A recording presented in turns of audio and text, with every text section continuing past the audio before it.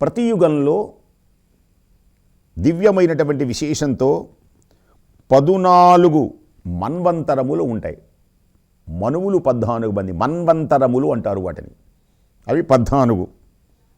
ఒక్కొక్క మనువు నిర్దిష్ట కాలం ఉండి సృష్టిని ప్రారంభించి ఆ మనువు పాలించినటువంటి కాలాన్ని ఆ మనువు పేరుతో పిలిచి మన్వంతరం. 14 మంది మనువులలో ఏ సమయమునందు ఎవరు ఉన్నారో ఆ సమయమునందు ఉన్నటువంటి ఆ మనువు పేరుతో ఆ మన్వంతరాన్ని పిలుస్తారు. మనువులు 14 మంది. వారి పేర్లు వరుసగా తెలియచేస్తాను, శ్రద్ధాళువులై వినండి. స్వయంభువో, స్వారోచిష, ఉత్తమ, తామస, రైవత, చాక్షుష, వైవస్వత, సావర్ణి, దక్షసావర్ణి, బ్రహ్మసావర్ణి, ధర్మసావర్ణి, రుద్రసావర్ణి, దేవసావర్ణి, ఇంద్రసావర్ణి. ఈ 14 మందిని మనువులు అంటారు.